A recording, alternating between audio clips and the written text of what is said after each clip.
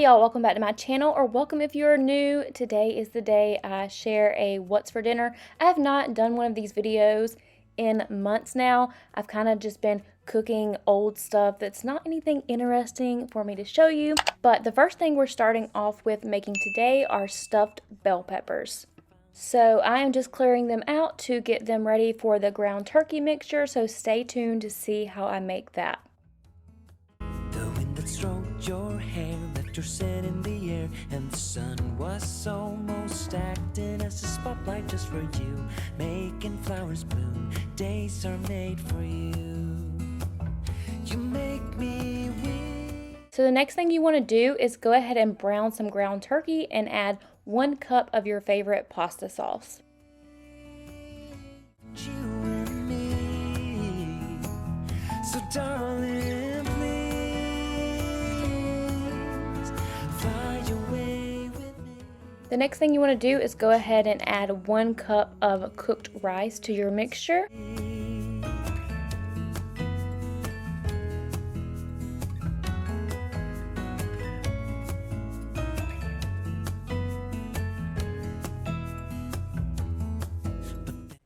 Then I'm just going to go ahead and fill all of the bell peppers up with the turkey and rice mixture. Standing where you are, I'll give you my heart, peace when we're apart. So I'm going to add tin foil to the top of my pan and pop these in the oven on 350 for about 15 minutes. Took him by the hand, now I understand that he is your After they're done cooking for about 15 minutes, you can go ahead and remove the foil, and we're going to add some shredded mozzarella cheese to the top, and then we're going to pop them back in the oven for about 10 minutes uncovered. And then that's it. They are completely done and absolutely delicious. I usually end up eating mine in a bowl, and I promise if you make these, you will not regret it. So I do want to kindly thank Biting for sponsoring this portion of today's video. I'm going to be sharing with you how to make the best broccoli and cheddar soup. So I'm going to start out by using Biting's multifunctional steamer to steam my broccoli for this recipe. Biting's steamer produces steam very quickly within 1 minute and allows you to enjoy quick, easy, and healthy cooking.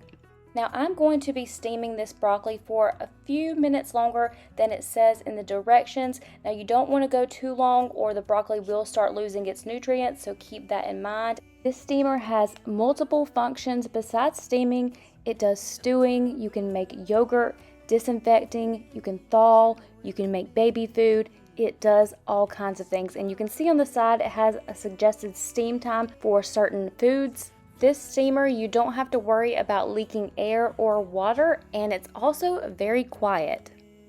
It also comes with this big book of recipes, so it gives you plenty of ideas of things you can make in this steamer, as well as shows you exactly how to do it.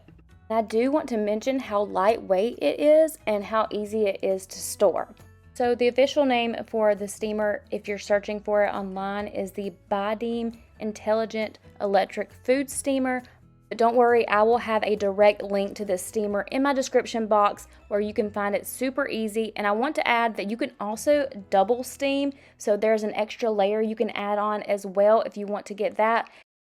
Now, these are the stew pots you would use to make soup, so I really want to try to do that soon. But while you're on the Biting website, don't forget to browse around a little bit. They have so many other products that you can use in your kitchen, and I love the design. They're so chic and nostalgic. Okay, now that I'm done steaming up the broccoli, I'm going to go ahead and start the soup, and I'm going to start off with a half a stick of butter, and I'm going to go ahead and let that melt. Next, I'm going to add in 1 yellow onion diced, and I'm going to cook that for about 2 minutes.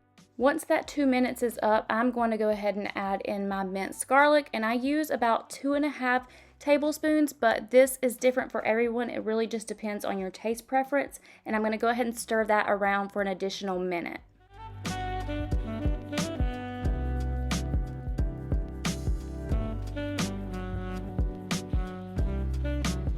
Then I'm going to go ahead and add in 1/3 a cup of all-purpose flour, and I'm going to go ahead and whisk that around until it's golden brown. So I have my burner on medium heat and I'm adding 2 cups of vegetable broth and stirring it in, and then I'm also going to add in 3 cups of half and half. Go ahead and let this cook for about 5 minutes and stir occasionally until the flour is all melted. I'm also going to add in salt and pepper, and then I like to add ground mustard to mine, so I'm going to sprinkle about a tablespoon, maybe just a teaspoon in, and then also I'm going to sprinkle in some garlic powder.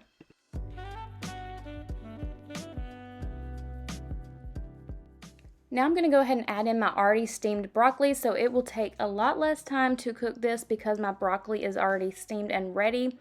And then after I stir that all in, I'm also going to add in 2 cups of sharp cheddar cheese and stir that around and let it thicken.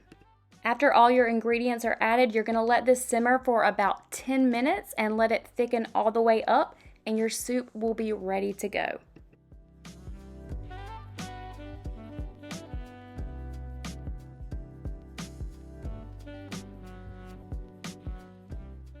The soup turned out so good. It was absolutely delicious. After I get done, I like to add a little bit extra shredded cheddar cheese while it's still hot and stir that around, let it melt, and dig in.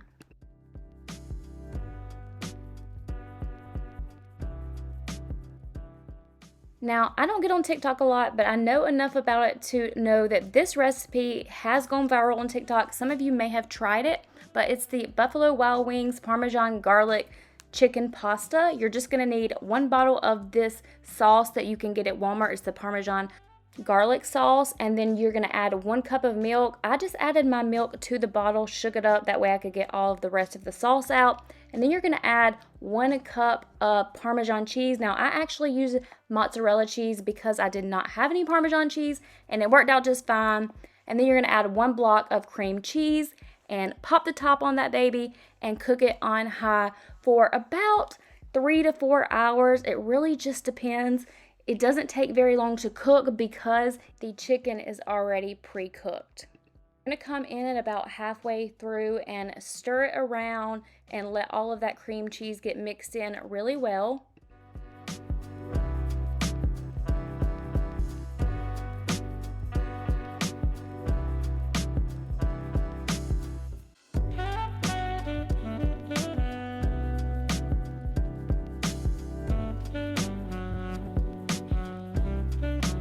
About 30 minutes before your time is up on the crock pot, you're going to come in and boil your pasta. I only used about half a box of rotini. You can use any pasta of your choice, but I would only suggest using about 8 ounces. That's really all you need.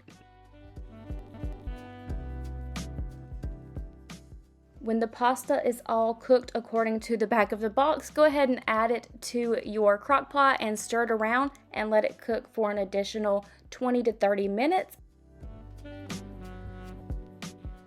And that's all, you guys. It will be completely done after that, and you can serve it with your favorite bread. We used garlic bread this night, or you can use breadsticks, you can use rolls, whatever you like, but it's absolutely delicious. I can definitely see why it went viral, and it's also super, super easy.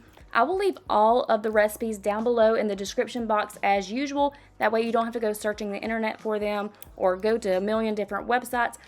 Oh, and don't forget to add the Parmesan cheese on top. That's like the best part. I wish I could credit the person who created this recipe or shared this recipe first, but it has been shared so many times that I have no idea how to find that out. If you know, let me know, but I hope you enjoy. Thank you so much for watching this video. I hope you'll subscribe if you're new. I will have more What's for Dinners coming this month, so make sure you stay tuned for that, and I will see you guys in my next one. Bye!